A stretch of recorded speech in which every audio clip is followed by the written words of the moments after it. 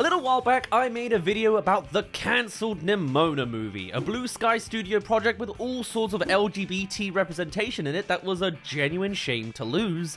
But I'm happy to report it's back, being revived by Netflix now with producers like Eugene from the Try Guys, which is just such a success story, both now and for the kinds of kids that will really resonate with it in the near future. So in keeping with that announcement, today we're covering yet another production that was canned through the very same merger. Will it have the same uncancelled treatment? No promises, the contexts are completely different, but there are some similarities. This is Fox's cancelled Mouse Guard. Thanks to Diego Lacamara and Futaba Forever for the suggestion on our Discord, and sources for all this info can be found down in the description.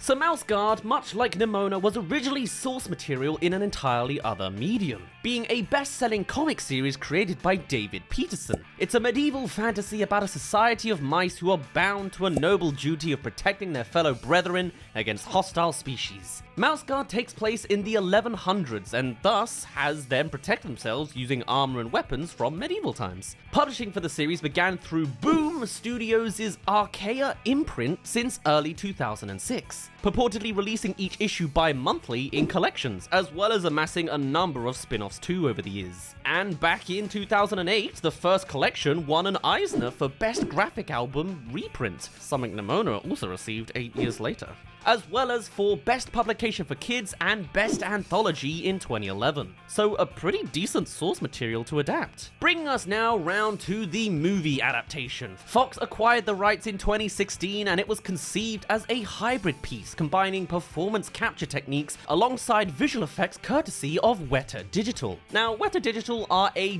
dominating force in their field. When it comes to their VFX history, they've got it all. The Marvel films, the Batman, Kingsman, Godzilla vs. Kong, Avatar, Planet of the Apes, Lord of the Rings, basically anything astounding was probably them. So slotting them onto this project can only mean some top-shelf production quality. And during these early days, more crew members came to the surface. Matt Reeves, director of Planet of the Apes and later The Batman, was set to produce, alongside Ross Ritchie and Stephen Christie, who come from Boom Studios. Gary Whitta was set to screenwrite the whole thing, whose history work is quite cool, writing Rogue One and Star Wars Rebels, as well as the Walking Dead Telltale game, and as director of the Animal Talking podcast. Nice. And to top it off, David Peterson, of course, was co-producing too. Move forward a year and you then have Joe Hartwick and Wes Bull join the team, a regular duo responsible for the Maze Runner trilogy, as well as graphics for a few documentary shorts, a handful of short films, and an untitled Planet of the Apes project. Still, this was a powerful team as the foundation for this movie. Not to mention, conceptually, it was refreshing to see a company like Fox showing the initiative to adapt non-superhero graphic novels into mainstream films, like the Kingsman series and, of course, Nimona. All to now take us back to an epic fantasy about a world of mice inhabiting a lush forest world. And the budget? $170 million. Cool. Talk about swinging big. And thus, pre-production was well underway. Cast members started being pinpointed, and the three made public are ones I don't even need to introduce. Heard of a couple people called Idris Elba, Andy Serkis, Thomas Brody Sangster? Exactly the people for the job, considering there are Game of Thrones vibes with this setting, as well as the fact that Andy Serkis and Weta Digital had literally worked together to make Gollum a CG reality. From the sounds of things, everything just seemed to fall into place. As when the director recalled events, this was his explanation. Fox production chief Emma Watts had been fantastic through this whole process. We made 3 movies together and she's been a huge champion, and the first time she asked what did I want to do after Maze Runner, I said something small, and she said make it cool and big. Sounds like the opposite of what he asked. Anyway, they'd been talking about this Mouse Guard thing, this Mice with Swords epic. She wanted me to take a look at it and to think of it like Avatar, and what would James Cameron do?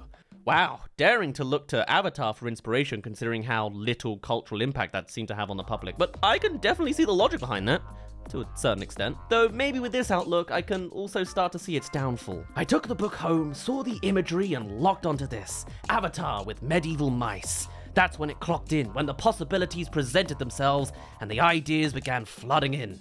Right. Still, pushing super hard on visual eye candy like Avatar intended still sounds like a magical prompt, especially if the source material can actually bolster up its impact from a story and charm aspect too. We'll roll with it. Continuing on the tale, West Bull went on to say, "We brought Glenn Derry, who designed Cameron's films, with the goal of making a trailer to show what it looked like for mice to really walk around and to fight. So 12 or 13 weeks later, we made a sizzle reel, a test trailer with really good previs. We got Weta involved, got Dan Lemon who did the visual effects of Caesar for Planet of the Apes. We had the best craftsmen from my point of view, and started down a 1.5-year long road." By the way, check if you're subscribed if you're liking this kind of content. What a build-up of hype this project sounds to be, with all its big names attached and all its moving parts. This unsinkable system is what West Bull described as the machine that founded this film and motivated him so much to see it through. Another such crew member was Darek Zabrocki, as a concept artist who would also be a part of the imagery of this film that got out to the public later on. Priorly working on concept art for Maze Runner, Robin Hood, 2 Love, Death and Robots episodes, the lead concept artist for Sonic 2 these days, as well as with a video game history again in Halo Wars 2 and Assassin's Creed Syndicate. Really cool to see. Man, this is why I follow crew members as I discover them. You never know what hidden gems you can find. And during these good times, in June 2018, screenwriter Gary Whitta would also go on to tweet a preview of the first page for eager fans. A poorly aged image with today's knowledge. And as pre-prod came to an end and filming was a mere 2 weeks away, it happened. We kept building out the movie, hiring cast that was about to fly here, and then 2 weeks out, boom, it just happened. It sucks having the rug pulled out from under you. We had assembled some of the best artists I had ever dreamed of working with, and they wanted to be here. Many of them came up to me in the lunchroom to say, this felt so different. It wasn't another superhero movie or a sequel, it was an original, but one that fit the box of those movies. A big mainstream project. The author of these graphic novels created a universe, and it felt like every day we were making Star Wars. That kind of endless potential. I was on the stage prepping with the entire crew, and the stages were being built out, and I get this call, and I try not to tell anyone, and have to go back out there and work. Eventually, I had to come clean with everyone. The project had been halted in April of 2019 due to that iconic merger of Disney and Fox. And with many projects going down from this corporate swallowing, Mouse Guard was one of the very earliest casualties, as Blue Sky Studios in its entirety went down 2 years later under new management too. West Bull on this commented that he had no ill will towards Disney. They made a decision. We asked, "Are you sure?" And they were. They had their reasons.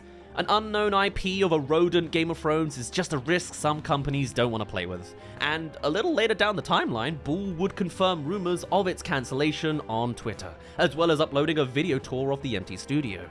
It had been in development at Fox for around a year. But that's not the end of the tale. We love a good revenge reveal, as it was at this time that West dropped the ball of 9 minutes of a demo reel for the film, the likes of which you've probably had in the background of this video sporadically. To be clear, this isn't how the movie would have actually looked, as this demo was rendered in Unreal Engine. There's a lot of connections to video games this time around, huh? Using some of the movie's core assets. If you're looking for actual true-to-vision representation, keep a closer eye on the artwork for the production.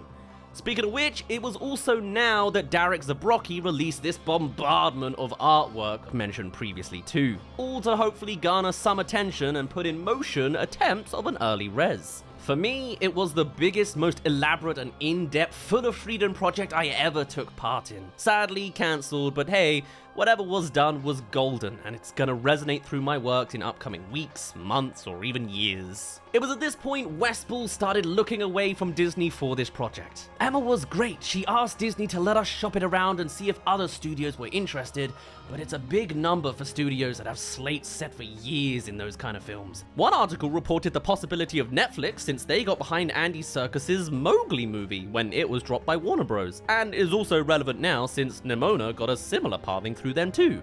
Though with Mowgli, the film had already been wrapped and was completed, so the contexts are still different enough to not be in Mouseguard's favor. Another issue with the phase of straw grasping was working around lowering the chunky budget. You have to understand, the machine was built and the Weta pipeline. Everything had been built out for a year. If you try to cut it in half, that machine doesn't work. You could do that with live action, but we were inventing a new technological scope that would have been hard to pull off in a much quicker turnaround than the one we allotted for. The very machine that gave this film such a pedestal was equally part of its downfall. And with his project's obituary, after 2 months of searching, he wrote, "Yes, sadly it's true. Our #MouseGuard movie is dead. Seems it's too big a risk. It's a damn shame, really. We had something special. To my hella talented cast and crew, I'm sorry I couldn't push this one through. The past year with you all has been a blast. May the guard prevail." Westball was then asked to look back on production 10 weeks later, it's also where we got a lot of previous quotes, commenting on any request of major thoughts, to which he said, "Well, maybe I should have asked permission before I posted that footage. I might be in a bit of trouble. But a lot of artists worked very hard here, and it broke my heart that nobody was going to see their work. I gave up no spoilers. This was a teaser done as a test, and I hoped it might help the movie. But I wish I'd asked." The concept is refreshing but familiar enough, and our approach was to take a very familiar, classic hero journey story with cutting-edge technology. The ambition was the spectacle you felt going to those Planet of the Apes movies, where it was stunning to watch this magic trick unfold in front of your eyes. This story was so charming and inviting, a perfect 4-quadrant movie, and a lot of studios loved it. I was thrilled by what we had done and the machine we had built. I did get comments like, "It's an IP that nobody knows," or that people might not relate to mice characters. I got all that. But my argument was that we embraced the blue people in Avatar. Either way, the Mouse Guard never came to fruition. Could it receive the Nimona treatment of a revival too? Maybe. I personally am more for the deeper influence a film of that category can bring, but this sounds pretty intriguing too. It's always fun to root for the little guys. And as Westball put it to rest, even though the machine has been disassembled, the beautiful thing is there is this digital movie all designed and resting inside a video game engine, and it all exists on a hard drive. If we should decide to relaunch, even if we approach it in a different way, all those assets that were built are there and we can dive back in. Someone told me 15 years ago, heat comes and goes, but talent never dies. This film will be relevant in 5 years as it is now. I have faith in that, and maybe the attention will inspire someone to take it on. All I want is to see the audience in theaters react to all the incredible things we dreamed up here. What a powerful statement to end on. Oh, and there's one more thing from Gary Witter, 2.5 years later in March 2022, whereby he said, "When I was tweeting recently about abandoned projects, I didn't include this one because it's still too painful. Probably my favorite thing I've ever written, poured my heart and soul into it. Everybody loved it, ripped my guts out when it got, that's a word I won't say on this video.